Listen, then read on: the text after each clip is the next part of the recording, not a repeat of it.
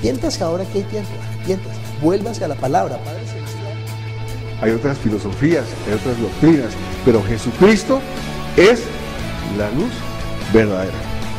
Dice la Biblia, y estos eran más nobles que los que estaban en Tesalónica, pues recibieron la palabra con toda solicitud, escudriñando cada día las Escrituras para ver si estas cosas eran así. No quiere decir que Dios no nos ame, pero el amor de Dios hacia nosotros es la manifestación del amor de su nombre. Que la resurrección de Cristo es el acontecimiento más importante de la historia. Entonces creer es eso, es seguir los designios de Dios, es no rebelarse a lo que Dios ya ha dispuesto. Es decir, Jesús está poniendo su propia palabra por encima de la ley más antigua. ¿Quieres saber qué es la gracia? La gracia es que el Señor entró en nosotros. Bienvenidos a la iglesia Palabra Viva. Nuestra misión es hacer discípulos por medio de la palabra para que vivan y den la vida obedeciendo y enseñando la voluntad de Dios, que es Jesús. Vamos a leer Génesis capítulo 16, versículo 1 en adelante. Vamos a leer todos unánimes juntos. Sarai, mujer de Abraham, no le daba hijos y ella tenía una sierva egipcia que se llamaba Agar. Dijo entonces Sarai a Abraham: ya ves que Jehová me ha hecho estéril. Te ruego pues que te llegues a mi sierva, quizás tendré hijos de ella. Y atendió a Abraham el ruego de Sarai. Y Sarai, mujer de Abraham, tomó a Agar, su sierva egipcia, al cabo de 10 años que había habitado Abraham en la tierra de Canaán, y la dio por mujer a Abraham su marido. Y él se llegó a Agar, la cual concibió, y cuando vio que había concebido, miraba con desprecio a su señora. Entonces Sarai dijo a Abraham: mi afrenta sea sobre ti, yo te di mi sierva por mujer, y viéndose encinta me mira con desprecio, juzgue Jehová entre tú y yo. Y respondió Abraham a Sarai: he aquí tu sierva está en tu mano, y haz con ella lo que bien te parezca. Y como Sarai la afligía, ella huyó de su presencia. Y la halló el ángel de Jehová junto a una fuente de agua en el desierto, junto a la fuente que está en el camino de Shur. Y le dijo: Agar, sierva de Sarai, ¿de dónde vienes tú y a dónde vas? Y ella respondió: huyo de delante de Sarai, mi señora. Y le dijo el ángel de Jehová: vuélvete a tu señora y ponte sumisa bajo su mano. Le dijo también el ángel de Jehová: multiplicaré tanto tu descendencia que no podrá ser contada a causa de la multitud. Además le dijo el ángel de Jehová: he aquí que has concebido y darás a luz un hijo y llamarás su nombre Ismael, porque Jehová ha oído tu aflicción. Y él será hombre fiero, su mano será contra todos y la mano de todos contra él, y delante de todos sus hermanos habitará. Entonces llamó el nombre de Jehová que con ella hablaba: tú eres Dios que ve, porque dijo: no he visto también aquí al que me ve. Por lo cual llamó al pozo: pozo del viviente que me ve. He aquí está entre Cades y Beret. Y Agar dio a luz un hijo a Abraham, y llamó a Abraham el nombre del hijo que le dio a Agar, Ismael. Era Abraham de edad de 86 años cuando Agar dio luz a Ismael. Vamos a orar, pidiendo a Dios que obre con su palabra, que la palabra produzca la vida en el espíritu que tiene que producir, que los ojos espirituales sean abiertos, que nosotros entendamos que la vida del espíritu es cuando nosotros le damos a Dios el lugar que le corresponde en nuestra vida, que nosotros tenemos que colocarlo a Él en el primer lugar, que Él debe ser nuestra prioridad. Eso es tener la vida en el espíritu. El resto es religión. Entonces oremos para que nosotros no tengamos religión, sino que tengamos la vida del Espíritu. Padre Celestial, nosotros te damos gracias por tu palabra, que es la verdad. Tu palabra es verdad. Padre, que tu palabra es la que nos lleva, Señor, al conocimiento de tu Hijo Jesucristo, de ti, Señor, que nos abre los ojos espirituales, que nos pone en nuestro lugar.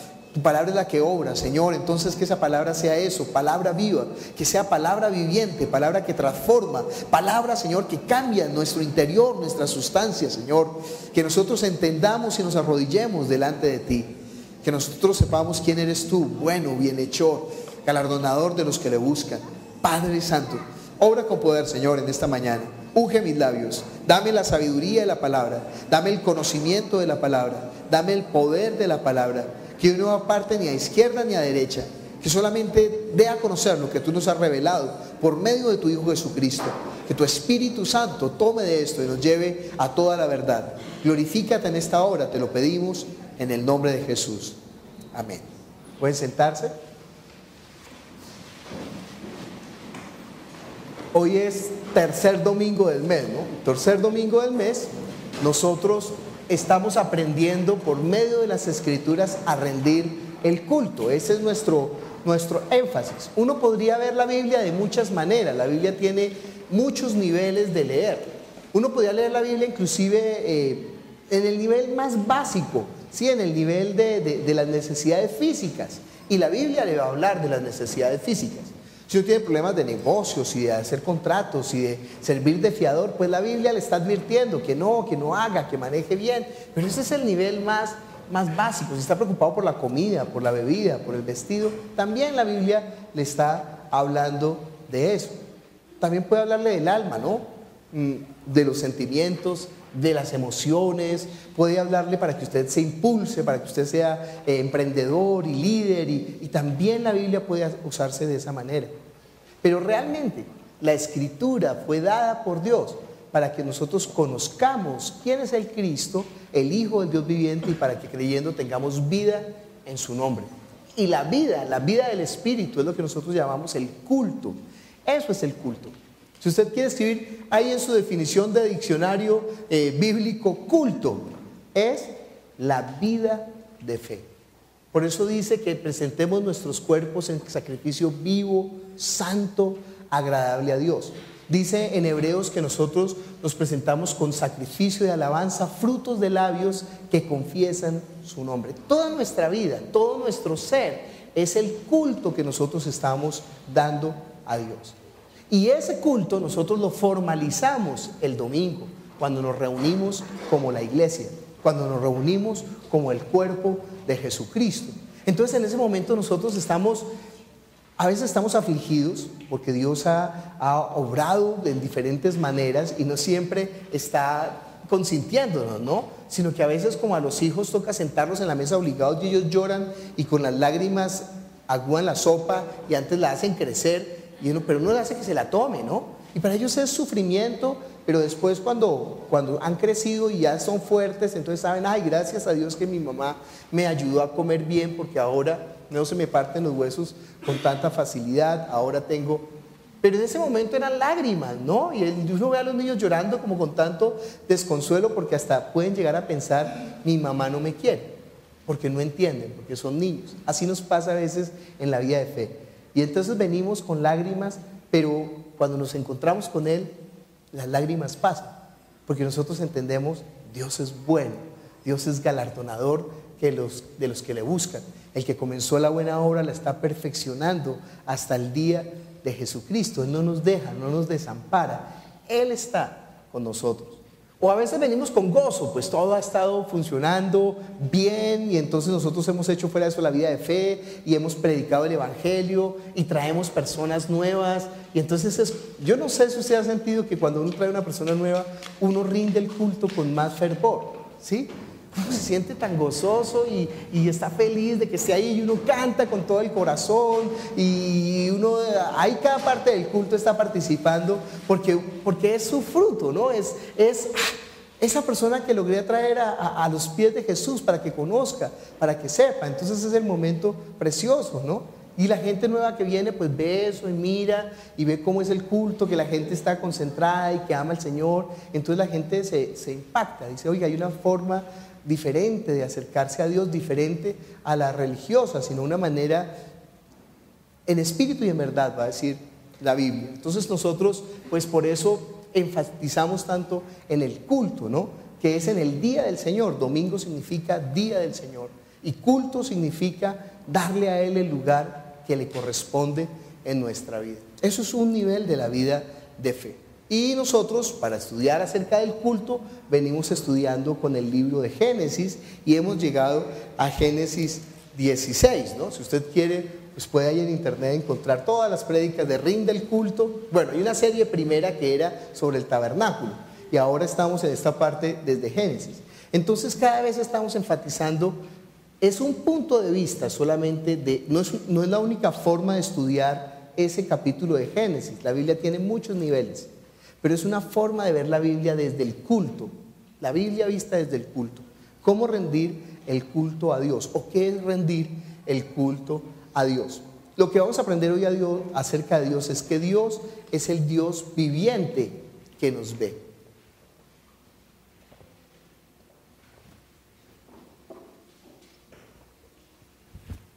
Dios es el Dios viviente que nos ve. Esta porción de la Escritura es muy especial, porque el protagonista no es Moisés, porque el protagonista no es Josué, o Noé, o Abraham, o Pablo, o David, o algún héroe de la fe, sino que es una mujer sencilla. Es una mujer que es una esclava.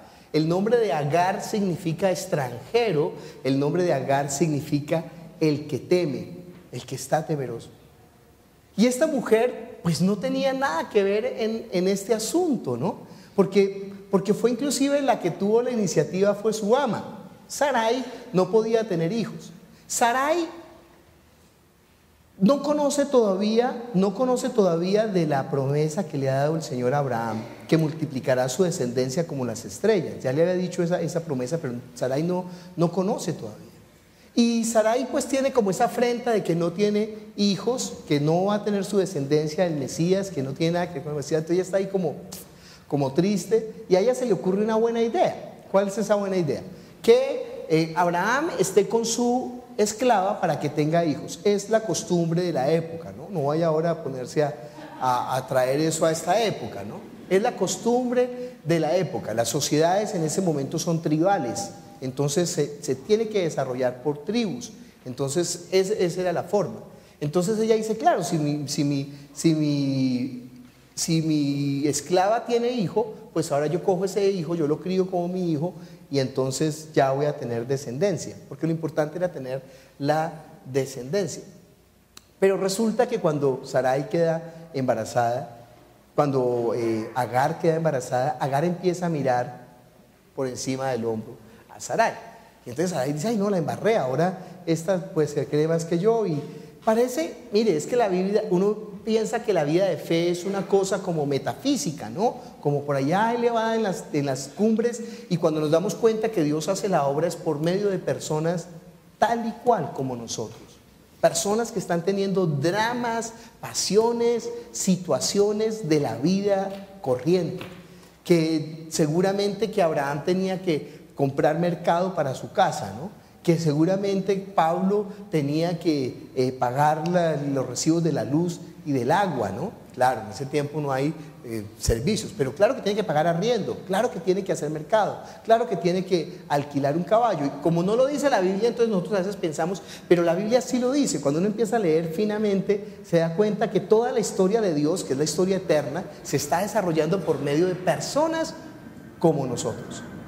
Y que si nosotros entendiéramos que estamos haciendo la obra eterna, la obra histórica, nosotros no nos damos cuenta, pero si entendiéramos la responsabilidad histórica que nosotros tenemos, no para Colombia, no para el mundo, sino para el reino de los cielos. Entonces, pues así se está desarrollando esta historia. Y esta mujer llega hasta un pozo, y cuando llega al pozo, Dios busca a la mujer.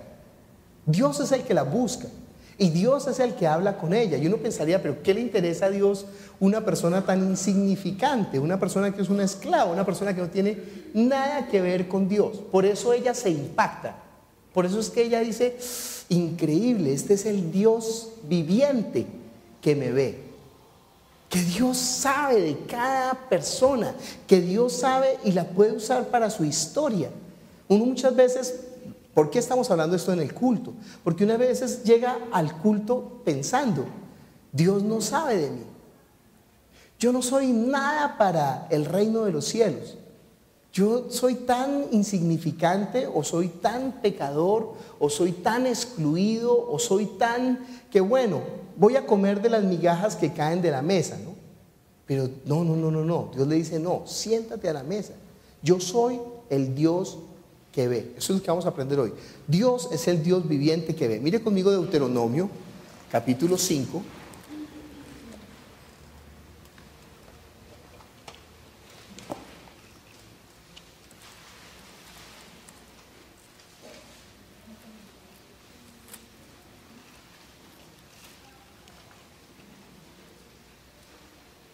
Versículo 26.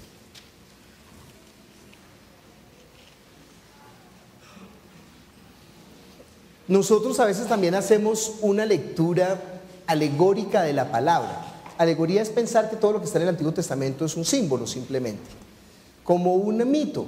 ¿Saben qué son mitos, no? O como una fábula. La fábula es que el escritor quiere decir una historia, quiere enseñar un principio, y entonces se vale de una fábula para enseñar ese principio. Entonces el escritor se inventa una historia de una zorra y de una garza, y que la zorra invitó a la garza a comer y que después la garza le devolvió el favor, y ¿sí? Entonces uno ahí aprende algo de la vida con esas, pero no es así con la Biblia, sino que en la Biblia todo el Antiguo Testamento es el hecho histórico, ocurrió, realmente ocurrió, cuando en un tiempo los arqueólogos decían que Abraham no existió. Abraham no existió, pero en el siglo pasado se desarrolló, en el siglo pasado y antepasado, 19 y 18, 19 y 20, se desarrolló la arqueología. Entonces fueron a las ciudades del Medio Oriente y comenzaron a cavar, y en Ur encontraron la ciudad de Ur, y en Ur encontraron tablillas de contratos, de hechos sociales, y en esas tablillas habían personas que tenían el nombre de Abraham. O sea que no era un nombre inventado. Si encontraran en esas tablillas, por ejemplo, el nombre de John Darwin, pues no, John Darwin no, ese nombre no está en esa época. Sí, raro, esa tablilla ¿dónde salió? ¿No? Entonces, oiga, ese nombre es antiguo, ese nombre es desde Babilonia que viene, pero no, los nombres son Mefilboset y así Sarai y Abraham y Jacob, y son nombres de la época. Y entonces cuando encontraron las tablillas se dan cuenta, no, Abraham sí es un personaje histórico, porque el nombre era un nombre común en Ur de Caldea. Entonces, el hecho ocurrió, pero con ese hecho también Dios está hablando de las cosas espirituales, y va a hablar más adelante de las cosas espirituales. Es el hecho histórico, pero también es la sombra de lo que ha de venir. Son las dos cosas en la Biblia. Estamos leyendo Deuteronomio capítulo 5, versículo 26. Dice: ahora pues, ¿por qué vamos a morir? Porque este gran fuego nos consumirá. Si oyéremos otra vez la voz de Jehová, nuestro Dios, moriremos. Porque, ¿qué es el hombre? ¿Sí? ¿No es?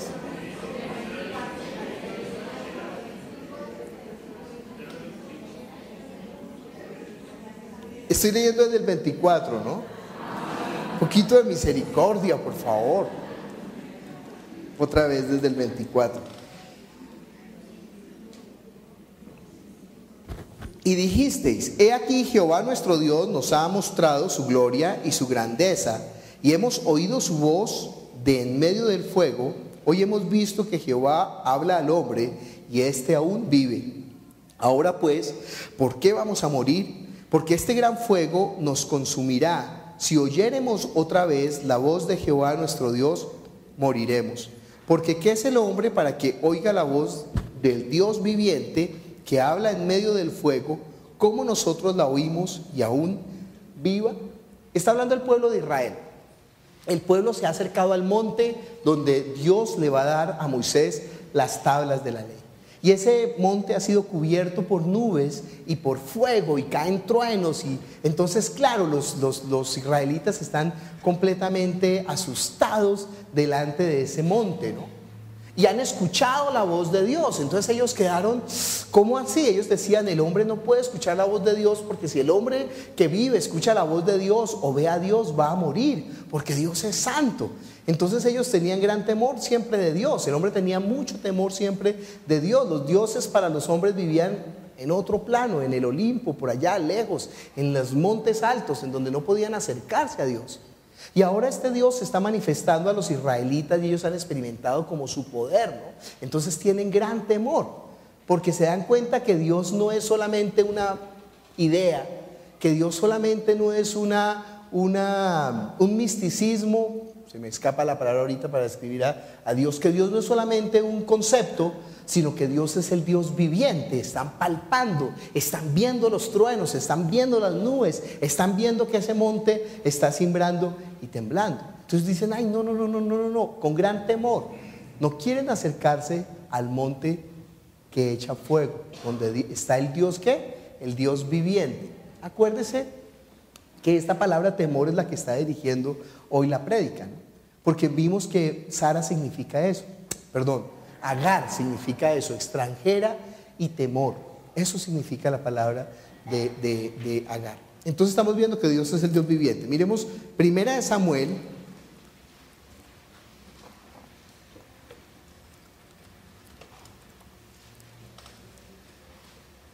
capítulo 17, versículo 26. Otra referencia al Dios viviente. 1 Samuel capítulo 17, versículo 26. Entonces habló David a los que estaban junto a él diciendo: ¿qué harán al hombre que venciere a este filisteo y quitare el oprobio de Israel? Porque ¿quién es este filisteo incircunciso para que provoque a los escuadrones del Dios viviente? Otra manera de ver al Dios viviente, ¿no? Los israelitas tenían gran temor. No, si nos acercamos a Dios moriremos. Pero aquí lo que David está mostrando es ¿qué? Gran confianza.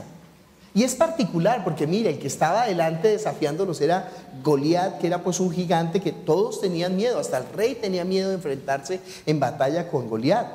Y Goliat hizo el desafío: bueno, si el que me vence a mí, si ustedes nos vencen a nosotros, a mí, entonces ustedes toman el señorío sobre nosotros.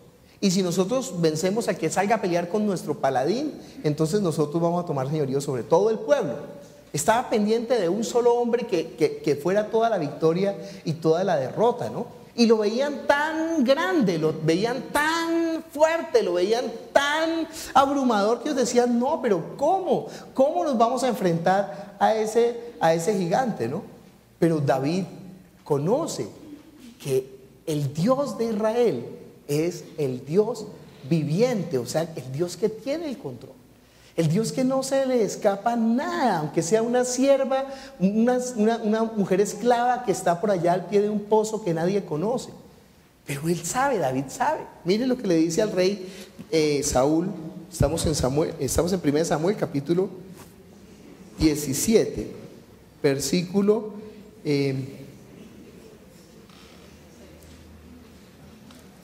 estamos en Samuel 17, 26. Y miremos el versículo 36, bueno, del 34, para que no me regañen. David respondió a Saúl: tu siervo era pastor de las ovejas de su padre, y cuando venía un león o un oso y tomaba algún cordero de la manada, salía yo tras él y lo hería y lo libraba de su boca, y si se levantaba contra mí, yo le echaba mano de la quijada y lo hería y lo mataba. Fuese león, fuese oso, tu siervo lo mataba. Y este filisteo incircunciso será como uno de ellos, porque ha provocado al ejército del Dios. Gran confianza, ¿no? Mire, David era tan insignificante que cuando Saúl fue a ungir a los hijos de Isaí como rey, no ungió a David, porque pensó: ese David es tan pequeñito, ese David no, sí, era un alfeñique de 3 kilos, sí, no era tan insignificante. Le quedaba grande la armadura de Saúl, era una persona. Y el que está retando al pueblo es un gigantón, es un mancancán, es un hombre tremendo. Dice que necesitan 3 hombres para cargar la espada y la lanza, ¿no? Pero David sabe David sabe que Dios está con él, que Dios es el Dios viviente. Es que esa expresión que no es uno tiene una patica de conejo para que le vaya bien, ¿no?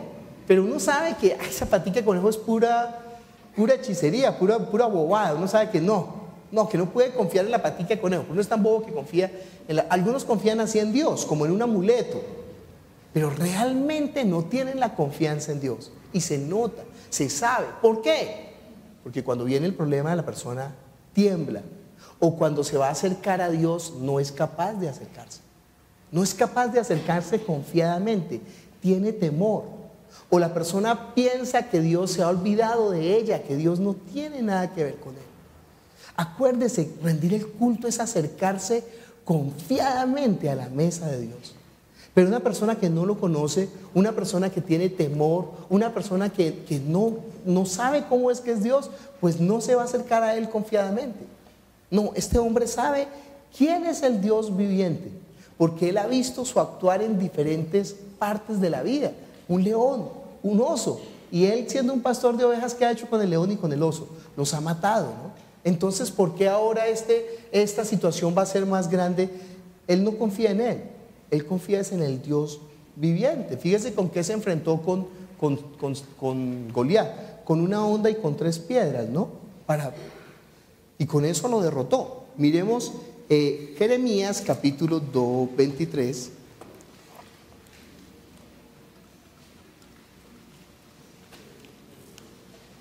Versículo 9 en adelante.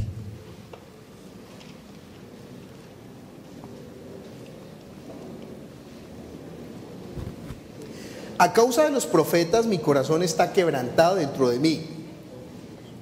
Jeremías 23, versículo 9.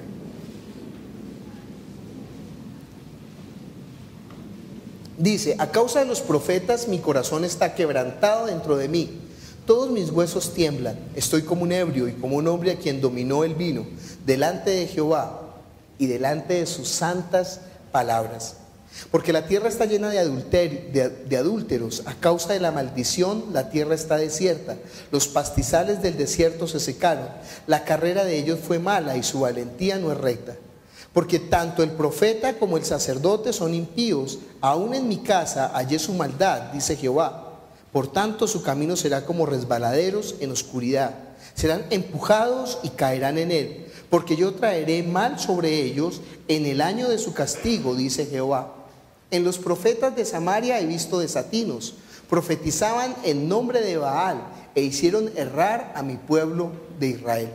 Y en los profetas de Jerusalén he visto torpezas, cometían adulterios y andaban en mentiras y fortalecían las manos de los malos, para que ninguno se convirtiese de su maldad. Me fueron todos ellos como Sodoma y sus moradores como Gomorra. Por tanto, así ha dicho Jehová de los ejércitos contra aquellos profetas: he aquí yo les hago comer ajenjos y les haré beber agua de hiel, porque de los profetas de Jerusalén salió la hipocresía sobre toda la tierra. Así ha dicho Jehová de los ejércitos: no escuchéis la palabra de los profetas que os profetizan.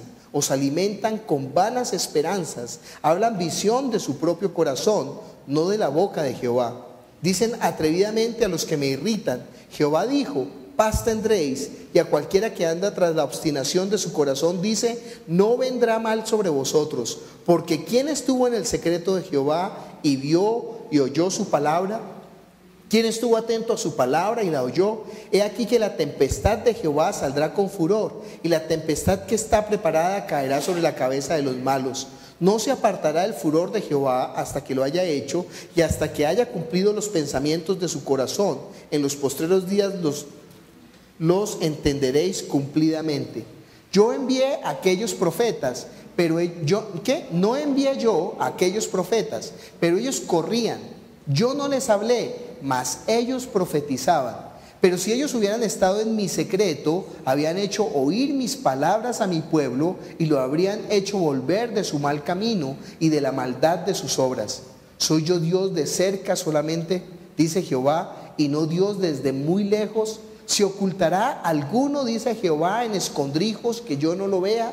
¿No llenó yo, dice Jehová, el cielo y la tierra? Yo he oído los que aquellos profetas dicen: profetizan mentira en mi nombre, diciendo soñé, soñé. ¿Hasta cuándo estará esto en el corazón de los profetas que profetizan mentira y que profetizan el engaño de su corazón?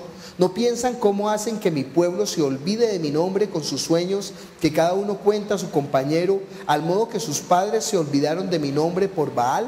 El profeta que tuviere un sueño, cuente el sueño, y aquel a quien fuere mi palabra, cuente mi palabra verdadera. ¿Qué tiene que ver la paja con el trigo? Dice Jehová. ¿No es mi palabra como fuego, dice Jehová, y como martillo que quebranta la piedra? Por tanto, he aquí que yo estoy contra los profetas, dice Jehová, que hurtan mis palabras cada uno de su más cercano. Dice Jehová, he aquí yo estoy contra los profetas que endulzan sus lenguas y dicen, él ha dicho. He aquí, dice Jehová, yo estoy contra los que profetizan sueños mentirosos y los cuentan y hacen errar a mi pueblo con sus mentiras y con sus lisonjas, y no los envié ni les mandé y ningún provecho hicieron a este pueblo, dice Jehová. Y cuando te preguntara este pueblo o el profeta o el sacerdote diciendo, ¿cuál es la profecía de Jehová? Les dirás, esta es la profecía, os dejaré, ha dicho Jehová. Y al profeta, al sacerdote o al pueblo que dijere, profecía de Jehová, yo enviaré castigo sobre tal hombre y sobre su casa. Así diréis cada cual a su compañero y cada cual a su hermano, ¿qué ha respondido Jehová? ¿Y qué habló Jehová? Y nunca más os vendrá a la memoria decir, profecía de Jehová, porque la palabra de cada uno le será por profecía, pues pervertisteis las palabras del Dios viviente, de Jehová de los ejércitos, Dios nuestro. Así dirás al profeta, ¿qué te respondió Jehová? ¿Y qué habló? Mas si dijeres, profecía de Jehová, por eso Jehová dice así, porque dijisteis esta palabra, profecía de Jehová, habiendo yo enviado a deciros, no digáis, profecía de Jehová. Por tanto, aquí yo os echaré en el olvido, arrancaré de mi presencia a vosotros y a la ciudad que di a vosotros y a vuestros padres, y pondré sobre vosotros afrenta perpetua, eterna confusión, que nunca borrará el olvido. Pues casi que es todo el capítulo está hablando que ellos no creen que realmente la palabra es la palabra del Dios viviente. Como no creen que es la palabra del Dios viviente, ellos están inventando su propia palabra. Ellos están diciendo su propia palabra y están engañando a la gente diciéndole que la palabra que están diciendo es la palabra del Señor, pero no es la palabra del Señor. Entonces ellos profetizan y ellos dicen, Dios nos mostró y Dios dijo y Dios habló, pero cuando ellos van a ver la palabra, eso no es lo que Dios habló, eso no es lo que Dios dijo, eso no es lo que Dios está mencionando. Mire, por eso es tan importante que usted entienda que la Biblia es el libro que contiene la palabra del Dios viviente. Y que esa palabra para Dios es santa, que esa palabra para Dios es donde está su honor, en esa palabra es donde Él ha posado su respeto a sí mismo, el amor a su nombre, por su palabra. Entonces, si el hombre desestima la palabra de Dios, Dios no va a tener por inocente al que tome su palabra en vano. Ellos están tomando esa palabra, pero se olvidan que ellos están hablando en el nombre del Dios viviente, que no les mandó a hablar de esa manera. Entonces ellos creen que Dios viviente no va a obrar, que lo que está escrito en la Biblia es una mentira. Entonces no hay quien respalde esa palabra, pero se olvidan que Dios va a obrar a todos los que se oponen a esa palabra. Para eso habla esta porción del Dios viviente. Miremos Mateo capítulo 16, versículo 16.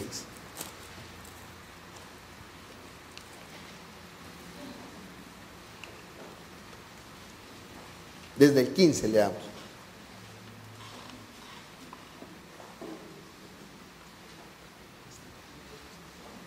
Mateo capítulo 16.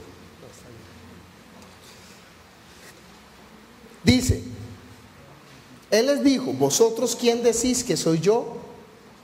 Leamos desde el 13, es que me gusta, si no me pongo, vamos hasta Génesis capítulo 1, versículo 1. Viniendo Jesús a la región de Cesarea de Filipo, preguntó a sus discípulos diciendo, ¿quién dicen los hombres que es el Hijo del Hombre? Ellos dijeron, unos Juan el Bautista, otros Elías, otros Jeremías o alguno de los profetas.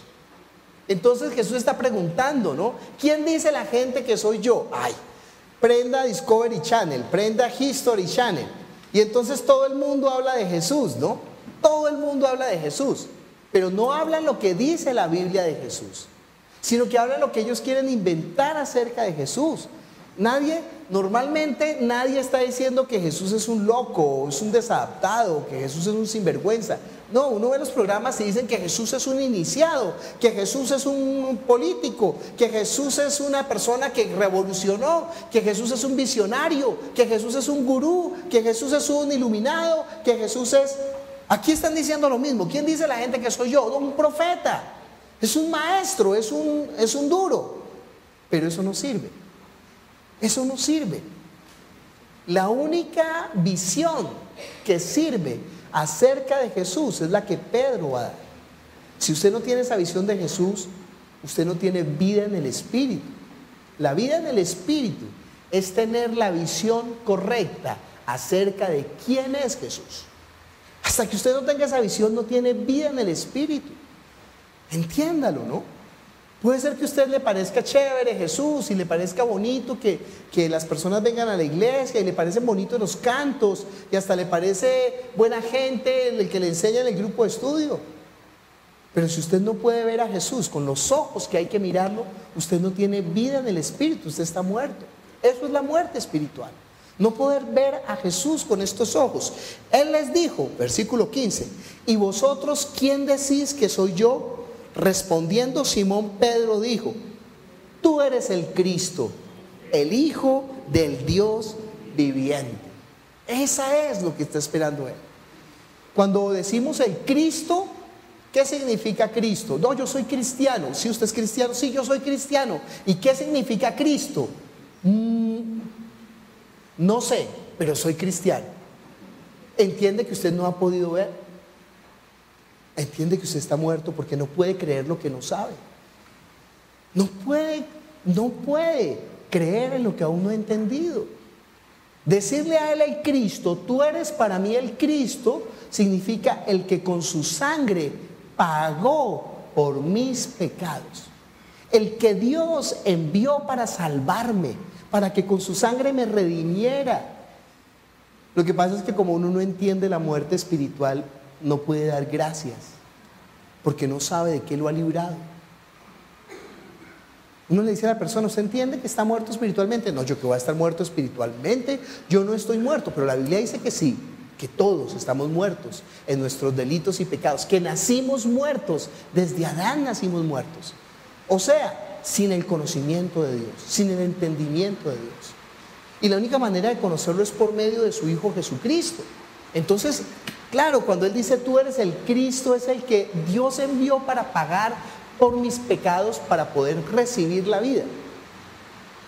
Ojo, creyendo que él es el Cristo todavía no se ha recibido la vida, solamente se ha preparado el lugar para recibir la vida. Solamente cuando hemos entendido que él es el Cristo, estamos diciendo, Señor, con tu sangre limpio mi espíritu para poder recibir tu vida.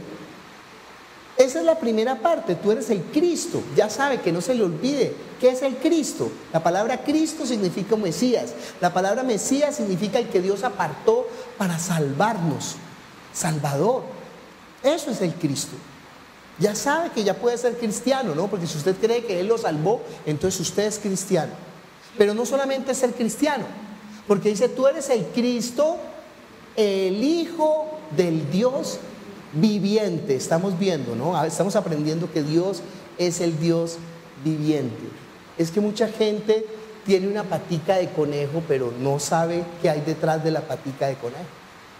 Solamente cree en la patica. Y entonces no sabe qué se mueve detrás. Mucha gente igual tiene por ejemplo, tiene el crucifijo, donde está Jesús que murió en la cruz. Y crees en el crucifijo, pero no sabe qué está detrás.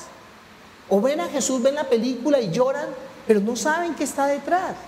¿Qué es lo que está detrás de Jesús? El Padre que le envió. De modo que el que cree que Jesús es el Hijo de Dios viviente, ¿qué hace con respecto a Jesús?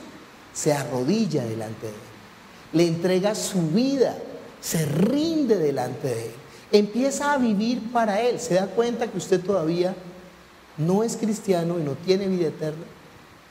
No es cristiano porque no cree que usted está muerto y que necesita que lo salven. Y no tiene vida eterna porque no se ha arrodillado a decirle: Dios, tú eres lo más importante, Jesús, yo voy a hacer tu voluntad, yo no voy a hacer mi voluntad. Yo voy a empezar a vivir para ti. Yo voy a empezar a respirar para ti. Yo voy a empezar a ser para ti. Eso significa tener la vida en el Espíritu. La vida en el Espíritu no es repita una oración. La vida en el Espíritu es vivir precisamente en el Espíritu. Andar según lo que Dios quiere que nosotros andemos. Entonces le respondió Jesús: bienaventurado eres, Simón, hijo de Jonás, porque no te lo reveló carne ni sangre, sino mi Padre que está en los cielos. ¿Por qué Jesús le dice a él? ¿Se acuerdan cómo lo llamaba Jesús? Lo llamaba Pedro, ¿no? Pero ya no le dice Pedro. Le dice: bienaventurado eres Simón, hijo de Jonás. Mucha gente dice que Simón significa caña y que, ay no, miente. No, Simón no significa caña. Simón significa el que oye con humildad. Porque Jonás significa paloma, por eso él dijo: sed sencillos como palomas, sed mansos como palomas, sed humildes como palomas. Eso significa Jonás, humilde. Y Simón significa el que oye. Entonces cuando él está diciendo bienaventurado eres Simón, hijo de Jonás, está diciendo el que ha escuchado mi palabra humildemente. Como la ha escuchado humildemente, la ha creído, la ha tomado, empieza a vivir por esa palabra. Mire que es así. Juan capítulo 6.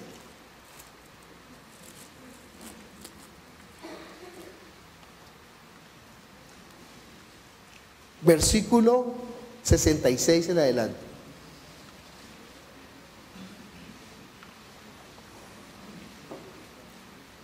Dice: desde entonces muchos de sus discípulos volvieron atrás y ya no andaban con él. Uno piensa, no, si Jesús estuviera aquí, yo a Jesús sí no lo traicionaría. No, yo con Jesús andaría. Ay, qué bueno estar con Jesús en esa época. Si Jesús, no, mejor dicho, yo no. Si Jesús me hiciera ese milagro, yo no lo traicionaría. Si Jesús me concediera este favor, yo nunca me volvería atrás. Ja, ja, ja, ja. No, la historia del hombre, la historia de la humanidad es que viendo el favor de Dios se vuelve atrás. Sus discípulos se volvieron atrás. 70 que andaban con él se volvieron atrás. ¿Por qué? Porque no está Jesús hablando de la manera que ellos quieren oír. Porque no son Simón, hijo de Jonás, sino que son hijos de su padre el diablo, y los deseos de su padre quieren hacer. Es diferente el que escucha la palabra y se humilla ante la palabra, no ante los hombres, ante la palabra que salió de la boca. ¿Se da cuenta que para usted Jesús no es nada? Porque Él habló y para usted la palabra, usted no la toma como, esta es la palabra de Dios. Ay, si el presidente me hablara, yo haría caso. Si mi jefe me hablara, yo haría caso. Si mi papá me hablara, no, hay quien ni siquiera le hacen caso al papá, ¿no? ¿Cómo le hace caso a Dios si no le hace caso al papá? Si Dios le hablara, Dios habló por medio de su Hijo. Entonces dice ahí en Juan capítulo 6, dijo entonces Jesús a los 12, de los 70 quedaron 12, ¿no? Dijo entonces Jesús a los 12: ¿queréis acaso iros también vosotros? Le respondió Simón Pedro: Señor, ¿a quién iremos? Tú tienes palabras de vida eterna, y nosotros hemos creído y conocemos que tú eres el Cristo, el Hijo del Dios viviente. ¿Se da cuenta ese Pedro que es tan terrible? Ese Pedro que tiene tantos errores, ese Pedro que falla tanto, ¿qué lo salva? Que la tiene clara, no con respecto a él, porque él ni siquiera, él dice: yo daría mi vida por ti, después sale negándolo y escondiéndose. Él sale con todas las bobadas, ¿no? Pero hay una cosa que lo salva, que la tiene clara con respecto no a él, con respecto a Jesús. Tú eres el Cristo, el Hijo del Dios viviente. Bienaventurado eres, Simón, hijo de Jonás. Eso deberíamos de ser nosotros, ¿no? Simón, hijo de Jonás. O sea, el que oye con humildad, el que se arrodilla ante la palabra. Miremos Romanos capítulo 9, versículo 6. Estamos hablando de Abraham, estamos hablando de las dos mujeres que son madres de la descendencia de Abraham, de Sarai y de Agar. Y la promesa que Dios ha dado de la descendencia a Abraham. Y estamos hablando que Dios es el Dios viviente, no se le escapa nada. Dios no parpadea, Dios no tiene espalda. Por eso en el Salmo decíamos, ¿a dónde huiré de tu presencia? No, Dios no está, Dios, ay, Señor, te quedaste dormido y por eso esta persona obró de esa manera. No, Dios no se queda dormido. Mire, Él convierte hasta las acciones de nuestros enemigos en bendición, así lo dice la Biblia. Él convierte hasta los desiertos en fuentes de agua. Él hace brotar el agua donde no está. Uno piensa, Señor, ¿te olvidaste de mí? Agar. Señor, ¿te olvidaste de mí? Soy nada, soy polvo, soy nada. ¿Te olvidaste de mí? Pero lo que estamos aprendiendo es que Agar se impactó. ¿Y cómo así que Dios tiene cuidado de una sierva, de una esclava miserable que no tiene nada que ver? Él es el Dios viviente que ve. Dice en Romanos capítulo 9, versículo 6. No que la palabra de Dios haya fallado, porque no todos los que descienden de Israel son israelitas, ni por ser descendientes de Abraham son todos hijos, sino en Isaac te será llamada descendencia. Esto es, no los que son hijos según la carne son los hijos de Dios, sino que los que son hijos según la promesa son contados como descendientes. Porque la palabra de la promesa es esta: por este tiempo vendré y Sara tendrá un hijo. Y no solo esto, sino que también cuando Rebeca concibió de uno, de Isaac nuestro padre, pues aún no había nacido ni había hecho aún bien ni mal, para que el propósito de Dios conforme a la elección permaneciese, no por las obras, sino por el que llama, se le dijo: el mayor servirá al menor. Como está escrito: a Jacob amé, mas a Esaú aborrecí. ¿Qué pues diremos? ¿Que hay injusticia en Dios? En ninguna manera. Pues a Moisés dice: tendré misericordia del que yo tenga misericordia, y me compadeceré del que yo me compadezca. Así que no depende del que quiere, sino del que corre, ni del que corre, sino de Dios que tiene misericordia. Porque la Escritura dice: a Faraón para esto mismo te he levantado, para mostrar en ti mi poder, y para que mi nombre sea anunciado por toda la tierra. De manera que de quien quiere tiene misericordia, y al que quiere endurecer, endurece. Pero me dirás: ¿por qué pues inculpa? Porque ¿quién ha resistido a su voluntad? Más antes, oh hombre, ¿quién eres tú para que alterques con Dios? Dirá el vaso de barro al que lo formó: ¿por qué me has hecho así? ¿O no tiene potestad el alfarero sobre el barro para hacer de la misma masa un vaso para honra y otro para deshonra? ¿Y qué si Dios, queriendo mostrar su ira y hacer notorio su poder, soportó con mucha paciencia los vasos de ira preparados para destrucción, y para hacer notorias las riquezas de su gloria las mostró para con los vasos de misericordia que Él preparó de antemano para gloria? A los cuales también ha llamado esto es a nosotros, no solo de los judíos, sino también de los gentiles, como también en Oseas dice: llamaré pueblo mío al que no era mi pueblo, y a la no amada, amada. Y en el lugar de donde se les dijo: vosotros no sois pueblo mío, así serán llamados, hijos del Dios viviente. Entonces se está hablando, porque uno piensa: entonces los descendientes de Dios, el pueblo escogido de Dios son los descendientes de Sara. No, por eso existen las dos mujeres, porque también de la otra tendría cuidado, tuvo también la bendición para ella, porque no depende de la sangre, sino depende de la fe. ¿A quiénes quiere Dios? ¿A quiénes ama Dios? ¿Sobre quién pone sus ojos? ¿Sobre quiénes? Sobre los que le escuchan, sobre los que le ven, sobre los que le siguen, sobre los que se arrodillan delante de Él. Mire conmigo Gálatas. Estamos viendo a través de la Biblia, ¿no? Dios es el Dios viviente que nos ve. Pero comenzamos con Agar y con Sara. No se preocupe, vamos a entender bien por qué Agar y por qué Sara, porque la Biblia lo dice, ¿no? Gálatas capítulo 4, versículo 21.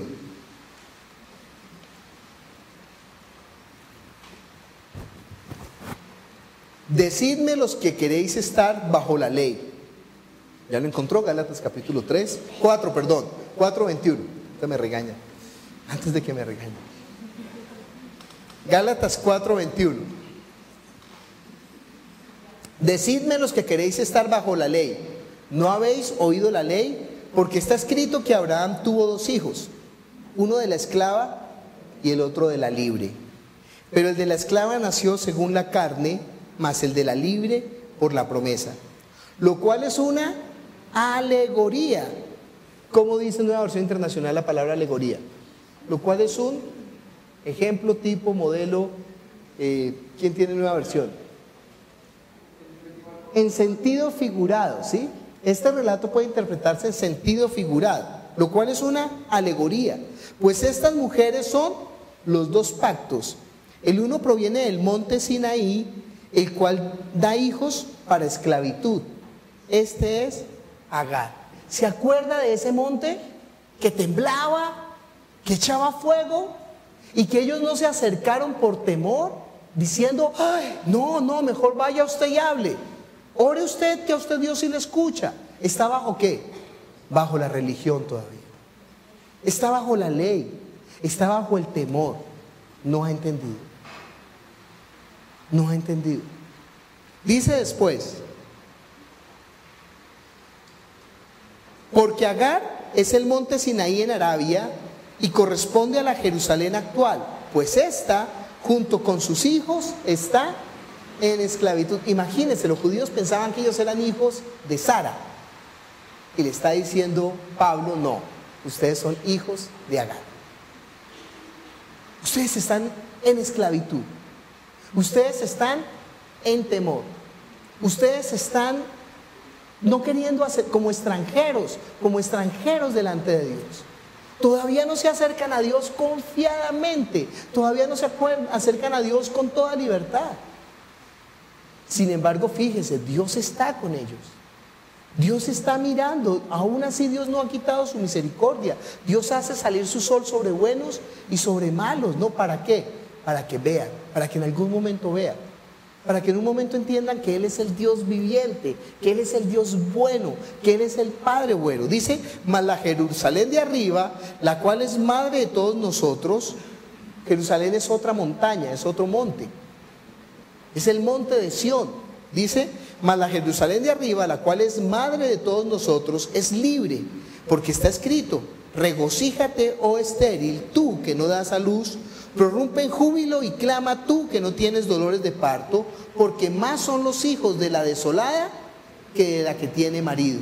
Así que, hermanos, nosotros como Isaac somos hijos de la promesa, pero como entonces el que había nacido según la carne perseguía al que había nacido según el Espíritu, así también ahora.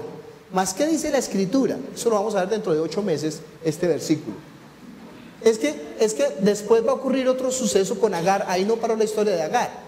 Después Agar se va a ir otra vez al desierto y Dios le va a dar los pozos para que viva.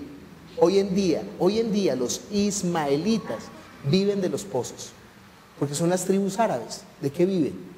De los pozos. Increíble la palabra de Dios, ¿no? Dice: mas ¿qué dice la Escritura? Echa fuera a la esclava y a su hijo, porque no heredará el hijo de la esclava con el hijo de la libre, de manera, hermanos, que nosotros somos hijos de la esclava, sino de la libre. Miremos Hebreos capítulo 12, versículo 18.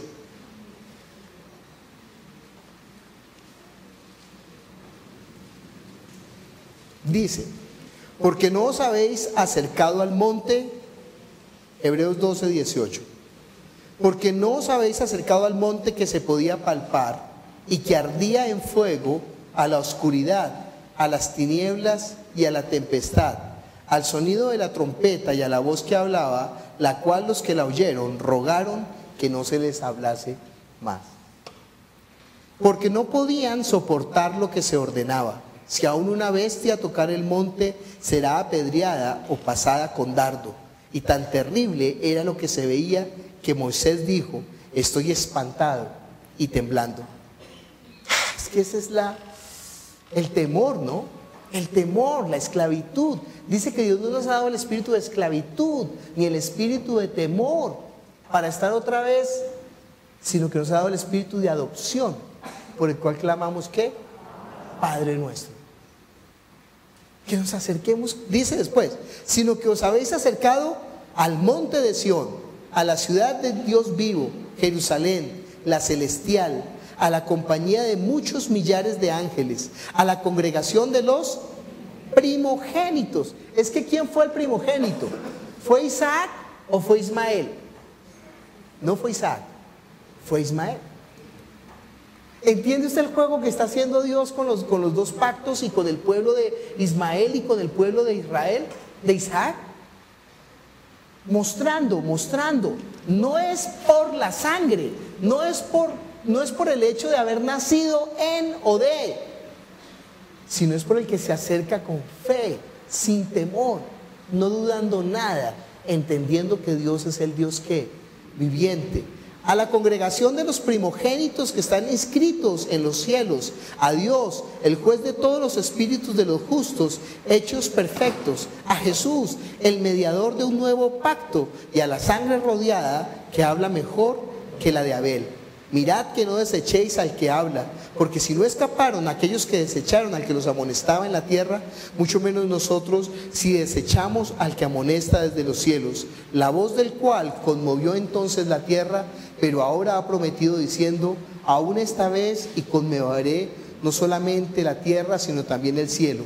Y esta frase, aún una vez, indica la remoción de las cosas movibles como cosas hechas para que queden las inconmovibles. Así que recibiendo nosotros un reino inconmovible, tengamos gratitud y mediante ella sirvamos a Dios, agradándole con temor y reverencia, porque nuestro Dios es fuego consumido. Nos podemos acercar, ¿qué? Confiadamente. Ya no habló con los rayos y con los truenos, habló por medio de su Hijo. ¿Para destruirnos? No, para salvarnos. Nos ofrece la gracia, nos ofrece el perdón, nos ofrece la vida en el Espíritu. Padre Celestial, nosotros te damos gracias por tu palabra, que es la verdad. Tu palabra es verdad. Estamos reunidos en tu nombre, Señor. Padre, ayúdanos a acercarnos confiadamente, sabiendo que tú eres el Dios que nos ve, el Dios viviente que tiene cuidado de nosotros. Padre Celestial, que aún las cosas que nosotros no entendemos, tú las ayudas para bien y tú las usas para bien. ¿A quiénes? A los que confían en ti, a los que saben quién eres tú, Señor, a quienes están esperando en el Dios viviente, Señor, a los que no tienen temor de las cosas de este mundo, Señor, sino que se acercan sabiendo que tú eres poderoso, Señor, para salvar a los que han confiado en ti, Señor. Obra con poder. Todo temor, Señor, quítalo. Toda esclavitud, quítalo. Todo velo, Señor, quítalo, Padre Celestial. Que nosotros ya no tenemos más temor, sino que nosotros somos los que creemos en el Dios viviente y nos hemos acercado confiadamente, Señor, para hallar gracia y oportuno socorro. Bendice tu iglesia, bendice tu congregación, bendice a los que han creído en tu nombre. Amén. Vamos a ponernos de pie.